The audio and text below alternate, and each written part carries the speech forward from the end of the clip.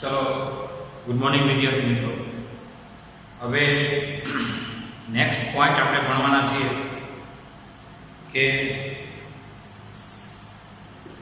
અત્યાર સુધીમાં આપણે ચુંબકીય ક્ષેત્રમાં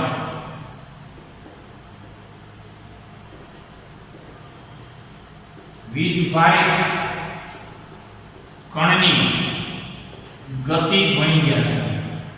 અત્યાર સુધી ચુંબકીય ક્ષેત્રમાં વીજભારિત કણની ગતિ ભણી ગયા છે કે ચુંબકીય ક્ષેત્રને સમાંતર હોય કે પ્રતિ સમાંતર આ વખતે બળ જીરો, ચુંબકીય ક્ષેત્રને લંબ ગતિ કરે તો ગતિમાર્ગ વર્તુળ, અને સમગ્ર ગતિમાર્ગ જે તો હેલિકલ એટલે કે કુંતલાકાર, કારણ કે દરેક વખતે વેગની દિશા સ્પર્શકની દિશાને કારણે બદલતી જાય અને વારંવાર ચુંબકીય ક્ષેત્રના બદલાતા જતા મૂલ્યને કારણે ચુંબકીય ક્ષેત્ર બી અચળ હોય તો પણ વેગની દિશા બદલાવાને કારણે થોડો ઘણો એ ગતિમાન એ દર વખતે હેલિકલ તૈયાર કરે છે. પણ અહીંયા અત્યાર સુધી આપણે જે ચુંબકીય ક્ષેત્રમાં ગતિ તમે જે કંઈ ભણી ગયા છો, હવે વિદ્યુત ક્ષેત્ર અને ચુંબકીય ક્ષેત્ર ની સંયુક્ત અસરમાં વીજભારિત કણની ગતિ અંગેનો અભ્યાસ કરશું. એમાંનો એક પોઈન્ટ છે વેગ પસંદકાર. વેગ પસંદગીકાર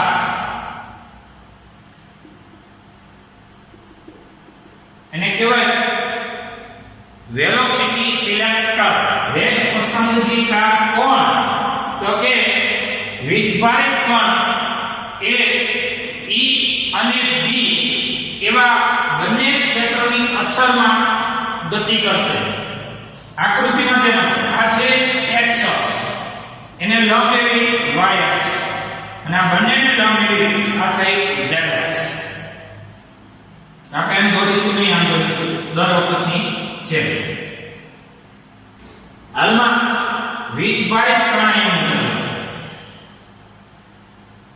અહીંયા વિદ્યુત ક્ષેત્ર એ ઉપર તરફ છે અને ચુંબકીય ક્ષેત્ર એ બહાર નીકળતી દિશામાં છે.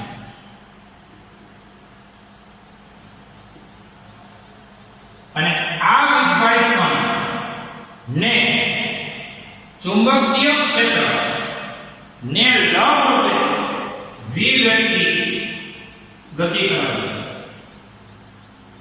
વેગની દિશા આ દિશા છે.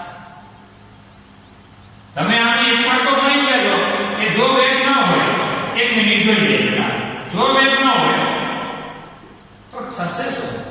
તો કે વેગ ન હોય તો માત્ર ને માત્ર ઇલેક્ટ્રિક ફીલ્ડ દ્વારા ફોર્સ લાગશે અને એને કહેવાય ફીલ્ડ. જ્યારે મેગ્નેટિક ફીલ્ડ દ્વારા લાગતું ફોર્સ છે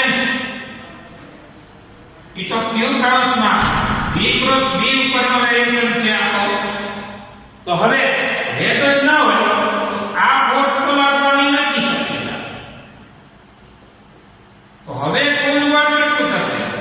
તો કે કુલ બળ F બરાબર ઇલેક્ટ્રિક વત્તા મેગ્નેટિક. જો વીજભારિત કણ સ્થિર હોય તો બંને ફીલ્ડમાં સ્થિર એવા વીજભારિત કણને અથવા તો સ્થિર એવા વીજભારિત કણ પર બંને ફીલ્ડની પરસ્પર લંબ અસર આપવામાં આવે તો ઇલેક્ટ્રિક ફીલ્ડ દ્વારા બળ કે મેગ્નેટિક ફીલ્ડ દ્વારા કોઈ બળ લાગે ને, કારણ કે વેગ નથી તો શું કરવાનું? પરિણામે QE વત્તા 0 અને પરિણામી બળ આ સંયુક્ત દ્વારા પણ QE લાગશે. આ પણ એક નોંધવા જેવી હકીકત છે. પરંતુ પાઠ્યપુસ્તક પ્રમાણે આ વીજભારિત કણનો વેગ હવે એ 0 નથી. તો કેવો છે? તો કે આ x અક્ષ, આ y અક્ષ, આ z અક્ષ. આ દિશાની ઇલેક્ટ્રિક ફિલ્ડ, આ દિશાની મેગ્નેટિક ફિલ્ડ એટલે કે B. અને આ વીજભારી કણને v વેગથી ગતિ કરવી છે. અહીંયા જો વેગ નથી એવું વેગ ઓપ્શન વિચારો. વેગ નથી તો આ બળ લાગશે, કારણ કે વેગ ઉપર આધારિત નથી, તમે જાણો છો. અને વેગ નથી તો આ બળ લાગશે નહીં, અને કુલ બળ એ કેવી જેટલું લાગશે આ સુધી તમે વિચારી શકો છો. પરંતુ આપણા ટોપિકમાં v વેગ એ b ને લંબ છે. આવી વખતે તમારી પાસે આ દિશામાં બળ લાગશે ઇલેક્ટ્રિક ફિલ્ડને કારણે. એ બળને કહેવાય QE, જે ઉપર તરફ. બીજું મેગ્નેટિક ફિલ્ડને કારણે આ બળ q કૌંસમાં v ક્રોસ t માં v ની દિશામાં પહેલી આંગળી, b ની દિશામાં બીજી આંગળી. ચલો જો પહેલી આંગળી બીજી નીચે, એટલે પહેલી વેગની અને બીજી તમારી તરફની b ની દિશા અંગૂઠા તરફ બળ લાગશે. પહેલી વેગની ચેક કરતો જાય, બીજી b એટલે કે ચુંબકીય ક્ષેત્ર બહાર નીકળે, અંગૂઠા તરફ ફોર્સ લાગશે. અને આ ફોર્સ એટલે કેવા છે? Magnetic force. મૂલ્ય થાય QE. તો હવે ટોપિક નું નામ છે આ એક ફોર્સ જેને આપણે કીધું QE, બીજું ફોર્સ QE, અને અહીં E વેક્ટર અને P વેક્ટર ના મૂલ્ય એવા રાખીએ કે જેથી ઇલેક્ટ્રિક ફિલ્ડ અને મેગ્નેટિક ફિલ્ડ સમાન. આ આપણે પસંદ કરવાનું છે. જો ટોપિક નું નામ છે પસંદગીતા, તો એમાં વિભારિત કણ માટે E વેક્ટર અને B વેક્ટરના મૂલ્ય એવા રાખીએ કે આ બે ફોર્સ સમાન થાય. તો આ વખતે આને કહેવાશે QE અને આને કહેવાશે QVB. QE બરાબર QVB, એક એક q કેન્સલ થશે, V બરાબર E બાય B થશે. આ વેગનું જે સૂત્ર મળ્યું V બરાબર E બાય B, આ સૂત્રમાં E અને B ના મૂલ્ય એવા પસંદ કરવાના જેથી કરીને આવું થાય. હવે તમે વિચારો, અહીં આ તમારું સમીકરણ 1 જ બતાવ્યું છે. સમીકરણ 1 પરથી કહી શકાય કે સમાન મૂલ્યના, કારણ કે એક E ની દિશા ચેક કરવા જાવ ને તો કહેવાય કે એક E ની દિશા જોઈએ ને કઈ છે? તો કે z કેરેક્ટરમાં છે. x y અને z દિશામાંથી આપણે કઈ ધન y અક્ષ પરની છે. આની દિશા ધન y અક્ષ પર. જ્યારે એક m ની દિશા એ ઋણ y અક્ષ પર છે. તેથી પરિણામી ફોર્સ એ શૂન્ય થાય છે. અને પરિણામી ફોર્સ શૂન્ય થાય એનો મતલબ એ થયો કે આ વખતે વીજભારિત કણ આ બંનેની અસરથી કોની ઇલેક્ટ્રિક ફિલ્ડ, બીજી કોની? તો કે બીજી મેગ્નેટિક ફિલ્ડ. આ બંને ફિલ્ડની સંયુક્ત અસરથી આ વીજભારિત કણ કોઈ પણ કોણાવર્તન વગર, કોણાવર્તન એટલે કોઈ પણ ખૂણો બદલાવ્યા વગર, કોણાવર્તન વગર કરશે. આ વીજભારિત કણ કોઈ પણ કોણાવર્તન વગર આ બંને ફિલ્ડની સંયુક્ત અસરમાં ગતિ કરશે. એટલે આ વીજભારિત કણનો વેગ પસંદ કરાવનારા આ બે ફિલ્ડ એટલે કહેવાય વેગ પસંદગીકાર. એવા બંને ફિલ્ડો બે ઇલેક્ટ્રિક ફિલ્ડ E વેક્ટર અને મેગ્નેટિક ફિલ્ડ B વેક્ટર આ બંને ફિલ્ડો એવા છે કે જેથી વીજભારિત કણ એ બિલકુલ કોણાવર્તન વગર એક ગતિ કરે છે. કારણ કે એનું પરિણામી બળ શૂન્ય છે અને પરિણામી બળ શૂન્ય હોય તો યાદ કરો પરિણામી બળ શૂન્ય હોય તો થશે શું જરા જોઈ લઈએ કે જો નેટ ફોર્સ શૂન્ય તો F બરાબર ma પરથી એ શૂન્ય મૂકો શૂન્ય બરાબર ma તેથી a બરાબર શૂન્ય અને પ્રવેગ શૂન્ય એનો મતલબ થયો dv/dt શૂન્ય એનો મતલબ થયો v બરાબર અચળ. આ ઝડપ એની અચળ રહેશે કારણ કે E અને P ના મૂલ્ય એવા પસંદ કર્યા છે એવા રાખ્યા છે પછી વધઘટ થતા નથી.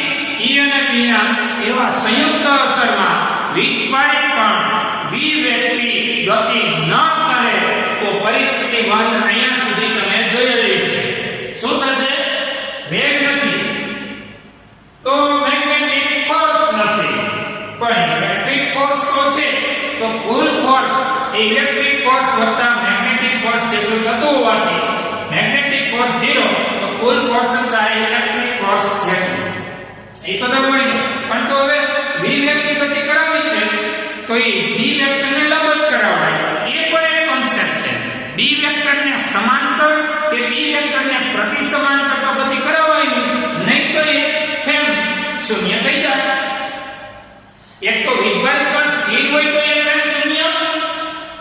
અન્ય પરિસ્થિતિમાં વીજભારિત કણ એ B ની દિશામાં ગતિ કરતો હોય તો એ કેમ શૂન્ય એટલે કે મેગ્નેટિક ફોર્સ શૂન્ય કે વીજભારિત કણ B વેક્ટરની દિશાને વિરુદ્ધ દિશામાં હોય એટલે પ્રતિ સમાંતર હોય તો પણ મેગ્નેટિક ફોર્સ એ શૂન્ય બનશે.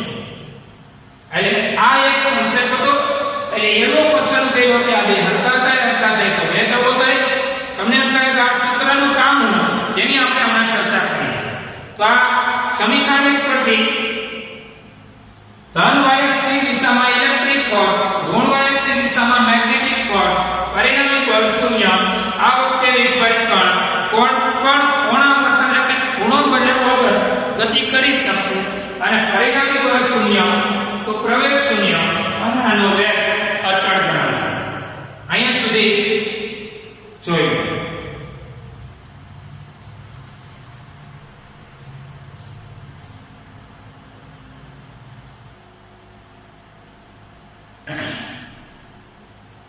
અહીં તમારું કેપિટલ E વિદ્યુત ક્ષેત્ર અને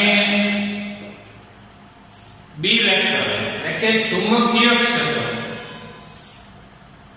એ બંને વીજભારિત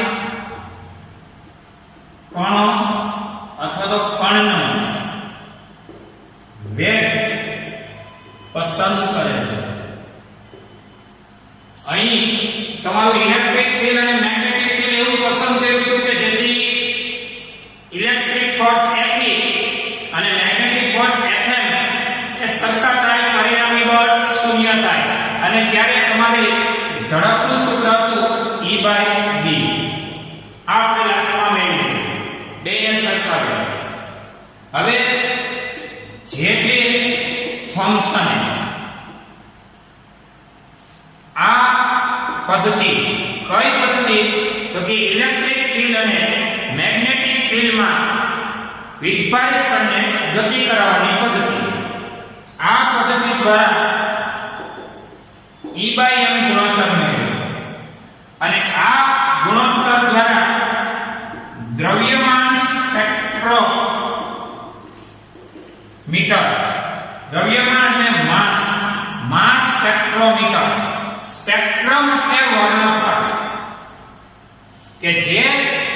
જે થોમ્સને આ પદ્ધતિ દ્વારા E/M ગુણોત્તર પ્રાયોગિક લેવલે મેળવી દ્રવ્યમાન સ્પેક્ટ્રોમીટર દ્વારા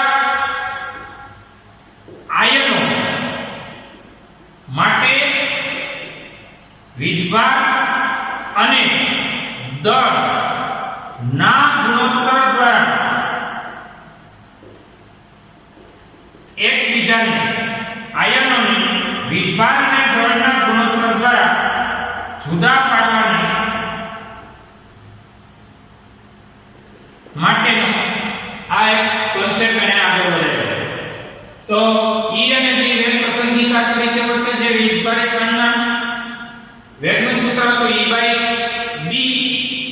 જે થોમ્સને આ પદ્ધતિ દ્વારા E/M ગુણોત્તર મેળવી દ્રવ્યમાન સ્પેક્ટ્રોમીટર એ ઉપકરણ છે કે જેના દ્વારા આયનો માટે વીજભાર અને માસ ના ગુણોત્તરથી એકબીજાને જુદો પાડવાની વ્યવસ્થિત ટેકનિક આગળ વધારી.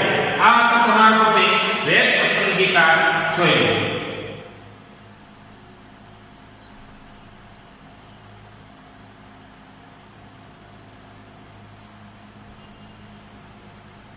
ચલો નેક્સ્ટ પોઈન્ટ આપણે ભણશું સાયક્લોટ્રોન એટલે કે સાયકલ વત્તા ઇલેક્ટ્રોન. સાયક્લોટ્રોન એ વીજભારિત કણોને પ્રવેગિત કરતું એક સાધન છે. વીજભારિત કણોને પ્રવેગિત કરતું સાધન છે અને આ વીજભારિત કણ ને પ્રવેગિત કરી ઊંચી ઊર્જા સુધી પહોંચાડી અને દ્રવ્યના બંધારણ સુધીનો અભ્યાસ કરાવતું આ સાધન છે. સાયક્લોટ્રોનમાં આપણે એક આકૃતિ જોઈ લઈએ પહેલા, પછી આપણે પાઠ્યપુસ્તકની વિચારશું. આ માત્ર જાણકારી માટે આકૃતિ દઉં છું. આવી શૂન્યાવકાશી પેટી છે.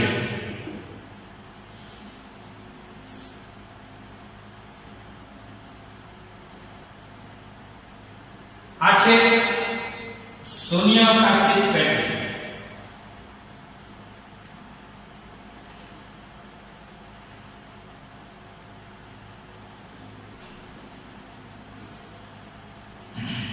શૂન્યાવકાશી પેટી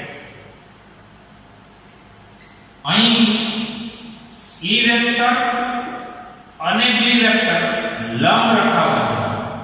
એને કહેવાય ક્રોસ ફીલ્ડ. તો આ બંને વેક્ટરોની સંયુક્ત અસર આપવા માટે અંગ્રેજીના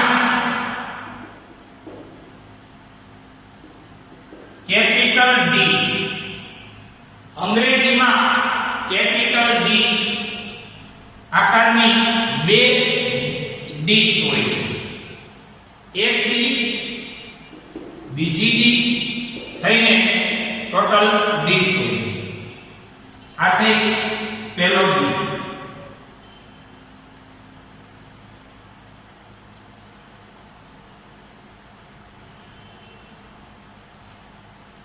આ ડી ને સમાંતર બીજો ડી.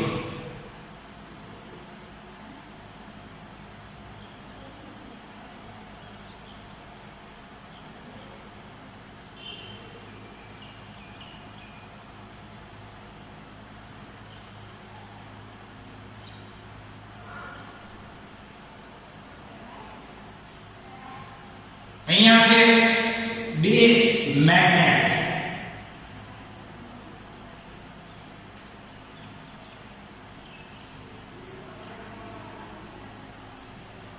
આ બંને મેગ્નેટ, એક નોર્થ બીજો સાઉથ. આમ તો મેગ્નેટના બે પોલ બતાવ્યા છે, નોર્થ અને સાઉથ. આ સાઉથ છે ને અહીંયા નોર્થ હોવાનો અને અહીં નોર્થ છે તો અહીંયા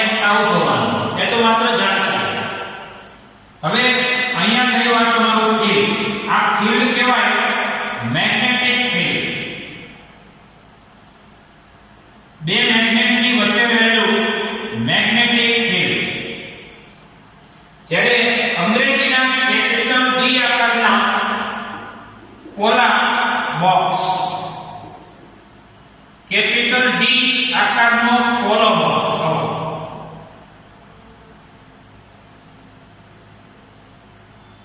આ છે પોલો બોક્સ કે જે બોક્સમાં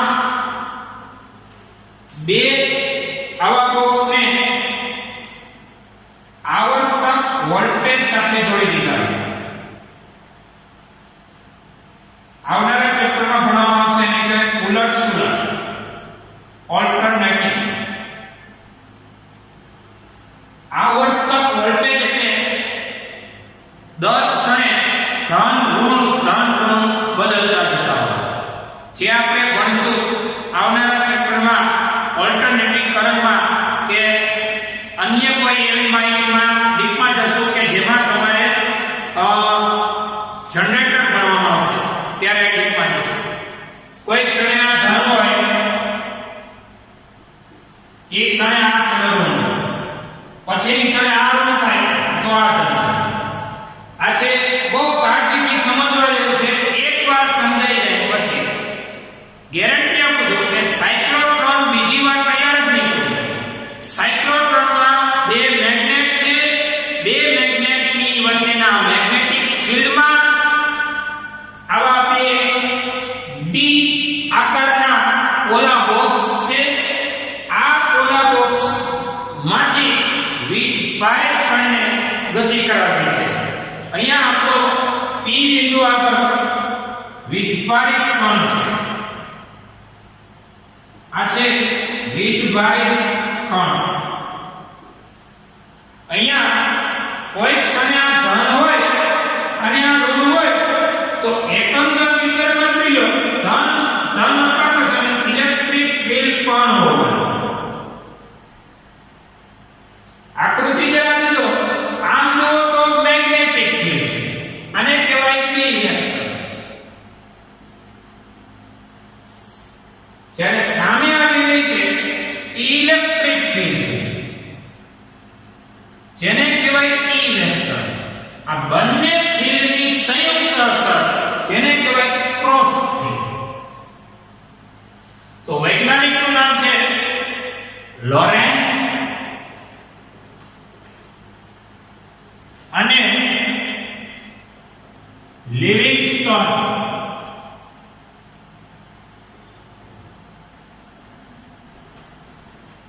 લોરેન્સ અને લિવિંગસ્ટોન નામના વૈજ્ઞાનિકોએ સાયક્લોટ્રોન બનાવ્યું છે. સાયક્લોટ્રોન એક સાધન છે જે વીજભારિત કણને પ્રવેશિત કરે છે અને આ વીજભારિત કણ ધનભારિત હોઈ શકે ઋણભારિત હોઈ શકે. ચલો એમાં શું હોય છે તો કે બે ચુંબકો શક્તિશાળી એટલે કે પ્રબળ ચુંબકોની વચ્ચે અંગ્રેજીના કેપિટલ ડી આકારના બે પોલા બોક્સ એકબીજાને પેરેલલ રાખેલા હોય છે. અહીંયા મેગ્નેટ આકૃતિ જોઈએ. એક મેગ્નેટ છે બીજું મેગ્નેટ છે. શૂન્યાવકાશી પેટી છે. શૂન્યાવકાશી એટલા માટે કે વીજભારિત કણ જ્યારે ગતિ કરશે ને ત્યારે હવા દ્વારા એનો ગતિનો વિરોધ ન થાય. તો હવે આ ક્રોસ ફીલ્ડ હવે જ્યારે કોઈ ક્ષણે આ ધન હોય ત્યારે વીજભારિત કણ દ્વારા આ વીજભારિત કણ પર શરૂઆત કોણ કરશે તો કે શરૂઆતમાં ઇલેક્ટ્રિક ફોર્સ લાગશે q. જો વીજભારિત કણ ધન હોય એટલે કે પ્રોટોન હોય તો એ ક્ષેત્રની દિશામાં જશે. પરંતુ જેવું ક્ષેત્રની દિશામાં જાય ત્યારે ચલો આપણે જોઈએ કે આ ક્ષેત્રની દિશામાં ગયો. હવે ક્ષેત્રની દિશામાં જાય એની હારોહાર બીજું ફીલ્ડ પણ અવેલેબલ છે અને એ ફીલ્ડ ને લંબ ગયો. જો આપણે ન્યા સક્સેસ જાય છે કારણ કે આપણે એક લેવલ તો ભણી ગયા છીએ કે ચુંબકીય ક્ષેત્ર B ને તો લંબ જવાનું છે. જો ચુંબકીય ક્ષેત્ર B ને સમાંતર ગયા કે પ્રતિ સમાંતર ગયા કે દેખા ગયા તો ક્યાં એટલે કે ફોર્સ લાગે નહીં. તો અહીંયા ઇલેક્ટ્રિક ફીલ્ડ F બરાબર UE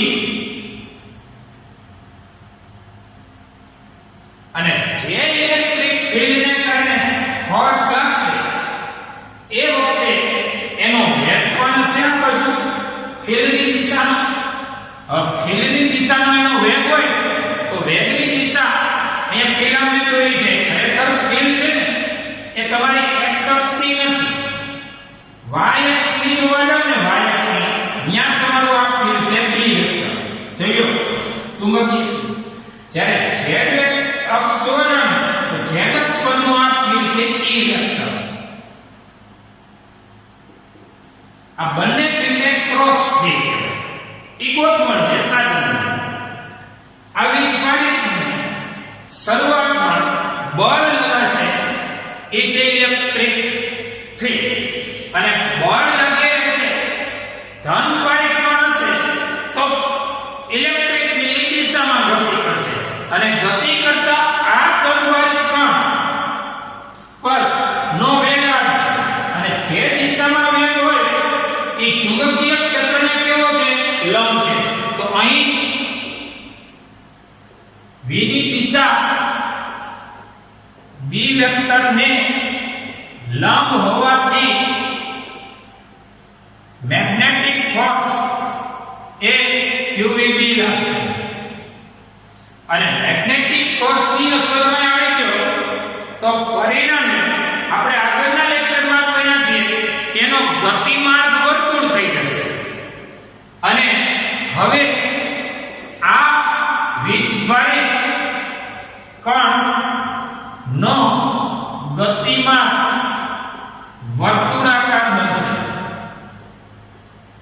પણ ખાસે એવું કે એક સ્ટાર્ટિંગ લેવલ હતું, દાખલા તરીકે આ વીજભારિત કણ ક્યાંયથી આવ્યો, અહીંયા આવ્યો એટલે વેગની દિશામાં છે, તો v ની આંગળી પહેલી આંગળી વેગની દિશામાં, બીજી આંગળી b ની દિશામાં. વેગ આવશે જો વેગ તમારી બાજુ છે, ચેક કરો. હા, z અક્ષ વેગની દિશા.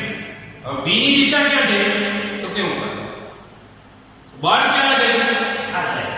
હવે આ સાઈડ બળ લાગવું એનો મતલબ દર વખતે વર્તુળાકાર બનશે. આપણે આગળના લેક્ચરમાં ભણ્યા અને વર્તુળાકાર અત્યાર સુધીમાં આગળ એવું ભણ્યા હતા કે v વેગથી ગતિ કરે, v વેગથી ગતિ, પણ v વેગથી ગતિ કરાવે છે કોણ?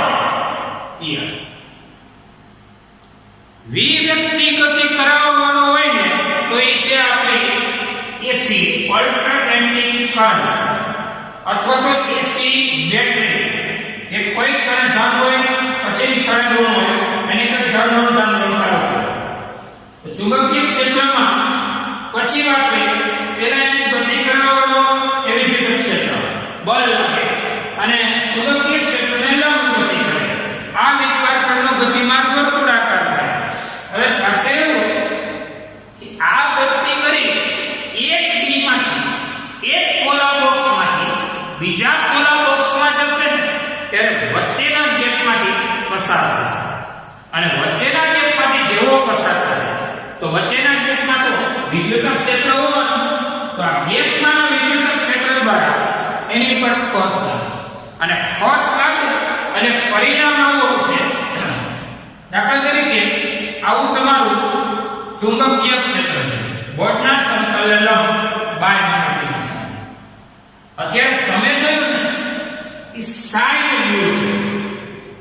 આ તમારું ચિત્ર જોવો છો ને એ સાઇડ વ્યૂ છે, સાઇડમાંથી જોવો છો. પરંતુ હવે જે આ ચિત્ર બતાવું ને ટોપ વ્યૂ છે.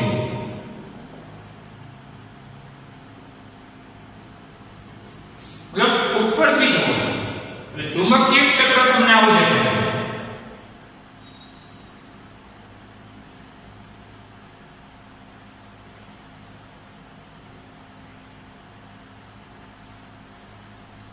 અને આ ચુંબકીય ક્ષેત્ર છે જો અહીંથી જોવો ને, અહીંથી જોવો તો ટોપ વ્યૂ મુજબ ચુંબકીય ક્ષેત્ર જો ઉપર તરફનું દેખાણ, ઉપર તરફ એટલે તમારી આંખ બાજુ, મતલબ તમારી બાજુ. તો એમાં કેપિટલ ડી આકારના પોલા અહીંયા એને સમાંતર આવી છે. આ બંને બોક્સ સાથે આંદોલન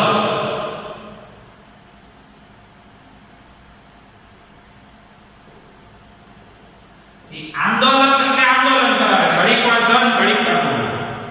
હવે આ છે વીજભારિત કણ.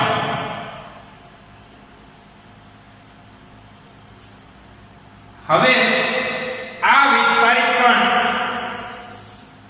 નો ગતિમાન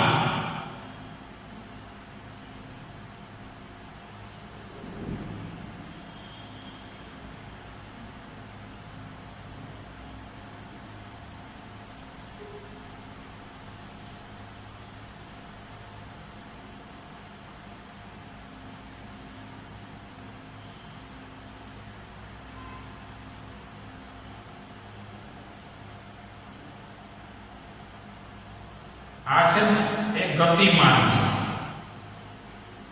તો આ ગતિમાન એ ક્રમશઃ વધુમાં વધુ ત્રિજ્યા ધરાવતો થતો જાય છે.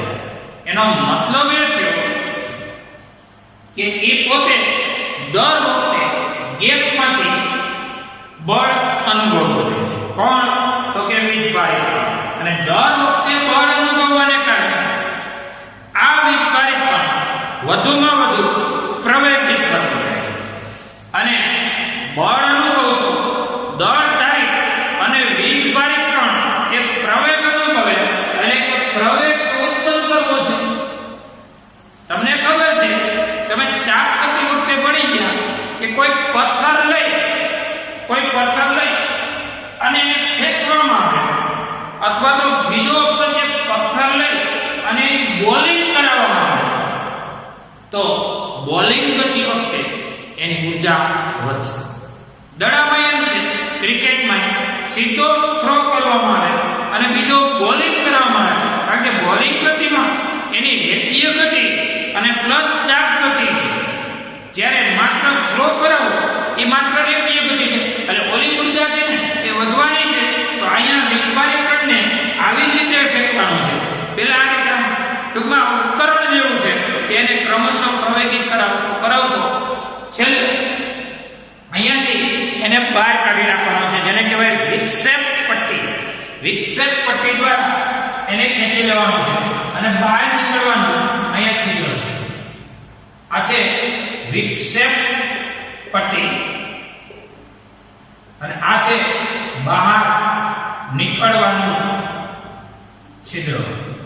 અને જે વીજભારિત કણ છેલ્લે આની બહાર નીકળી જાય અને બહાર નીકળેલો કણ સીધો કોઈ ધાતુ ઉપર કે જેનો બંધારણનો અભ્યાસ કરવો છે, અથવા તો કોઈ નવા એમ કહી શકાય કે રેડિયોએક્ટિવ પદાર્થ બનાવવાના છે, કે જુદા જુદા રોગના નિદાન માટે હોસ્પિટલમાં રેડિયોએક્ટિવ પદાર્થ બનાવવા છે, એના માટે આ ઉપકરણ એ કામનું છે.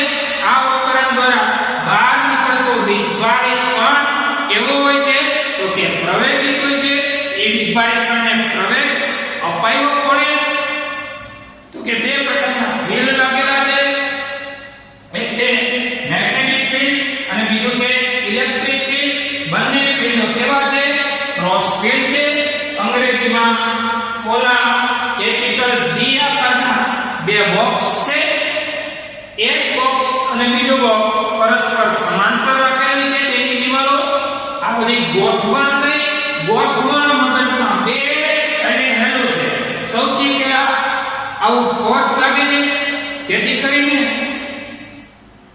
એ ફોર્સ લાગવા માટે બેટરી જવાબદાર છે, એસી જનરેટર દ્વારા. અને ઇલેક્ટ્રિક ફીલ્ડને કારણે આ વીજભારિત કણ એ ગતિ કરશે. v ની દિશા b ને લંબ છે.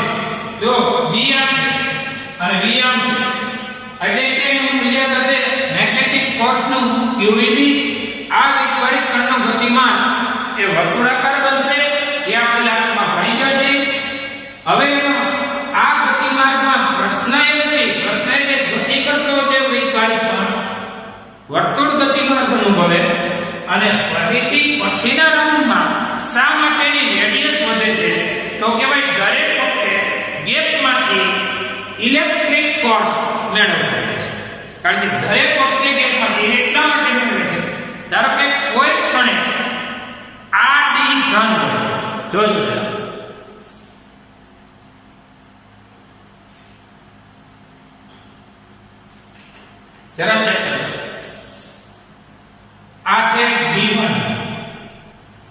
કહી દઉં D2. ધારો કે કોઈ ક્ષણે D1 ધન છે. ધન છે એનો મતલબ એ ધન વોલ્ટેજ છે, બેટરીના ધન વોલ્ટેજ, અને એક ક્ષણે આવું ઋણ વોલ્ટેજ છે. એટલે કે D2 ઋણ છે. આ વખતે શું થશે તો કે આ વખતે આ ધનભાર આ ધનથી અપાકર્ષાય અને અપાકર્ષણ થઈ અને ગતિ કરશે. આ વખતે D1 થી અપાકર્ષાય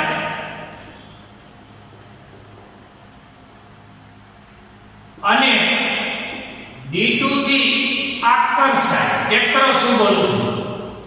એક દ્વારા ધકેલાય અને બીજા દ્વારા ખેંચાય અને પરિણામે એમાં પ્રવેગ ઉત્પન્ન થાય, બળ લાગે. આઈડિયા આવે છે? અને આ બળ લાગે એ બળ ને કારણે જેવો ચુંબકીય ક્ષેત્રમાં વિરક્તિ જાય, આ ચુંબકીય ક્ષેત્ર એને વર્તુળ કરાવી નાખે. ચુંબકીય આગળના લેક્ચરમાં કહેવાય ભાઈ ચુંબકીય ક્ષેત્રમાં વિરક્તિ ગતિ કરતો વિદ્યુત કણ નો ગતિમાન વર્તુળાકાર ક્યારે બને કે ચુંબકીય ક્ષેત્રને લંબ હોય. તો એવી રીતે તો ગોઠવણ છે કે ચુંબકીય ક્ષેત્ર તમારું આ જ છે, ફિક્સ. અને તમારે આ બે ટી માંથી મધ્ય બિંદુમાંથી બે ટી ના વચ્ચેના બિંદુમાંથી અહીંથી બે બિંદુ આ ટપકું છે, એ ટપકું અહીંથી જેવો એક ધનથી અપાકર્ષણ બીજા ધનથી આકર્ષણ જેવો અહીં આવ્યો ત્યારે વિવ્યક્તિ ગતિ કરતો વિદ્યુત કણ વર્તુળાકાર માર્ગ ધારણ કરશે અને એક ડી માંથી બીજી ડી માં આવવાનો ટ્રાય કરશે. હવે એક ડી માંથી બીજી ડી માં એમ નહીં આવે, એ કહ્યું કારણ કે પછીની ક્ષણ D1 ઋણ થશે. ધન હોય એનો વારો હોય ઋણ થશે. એટલે કે D2 ધન થશે. હવે જ્યાં ઈ ગયો તો ત્યાંથી તો હવે અપાકર્ષણ અને જ્યાંથી ગયો તો હવે ઈ કેવો મિનટ આવી જાય.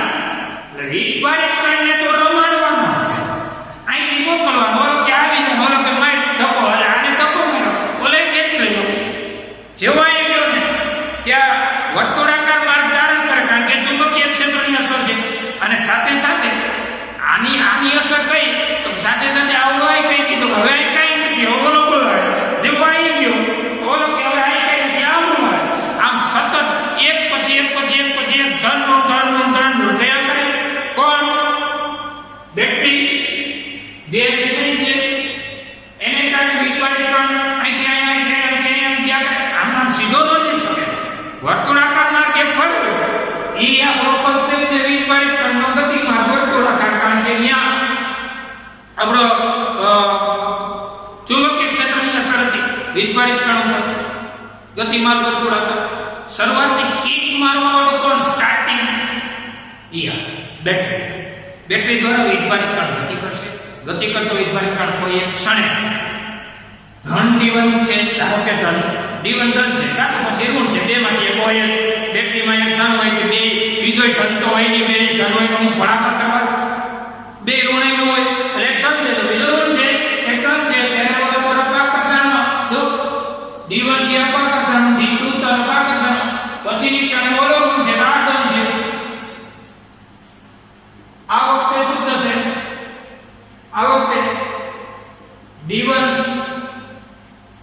તરફ, કારણ કે D1 ઋણ છે તો D1 તરફ આકર્ષાય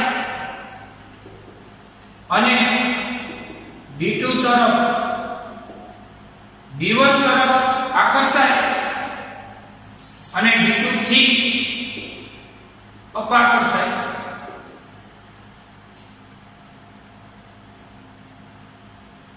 D1 થી અપાકર્ષાય ને બદલે હવે D1 થી આકર્ષાય.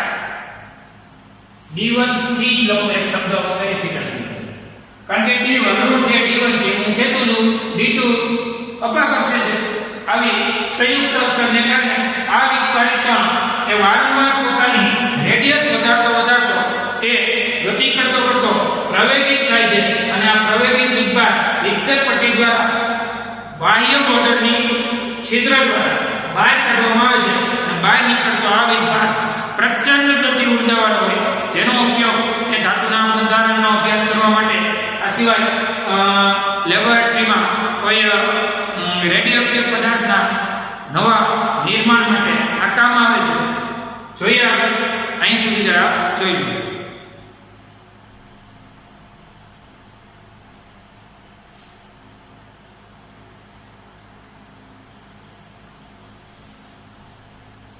જરા ડેલી ટેસ્ટનો વિડિયો એક છે વેગ પસંદગીકા સંગ્રહ, આપણે થી મહિના લાસ્ટની ને સાયક્લોટ્રોનની આકૃતિ દોરી બધા સમજાઈ દો. કોણ D1 છે કોણ D2 છે પ્રાથમિક ખ્યાલ આપવાનો છે. માત્ર થોડીક એવી ચર્ચા, વીજભારિત કણનો ગતિ માર્ગ કેવો બને, ક્યાં ફોર્સ લાગે, આ બધું પ્રાથમિક લેવલે જે તમે લાસ્ટમાં આપણા આ લેક્ચરમાં ભણી ગયા છો એટલું ડેલી ટેસ્ટના રૂપમાં સોલ્વ કરવાનું છે. ચલો અહીંયા સુધી આપણો લેક્ચર પૂરો થાય છે.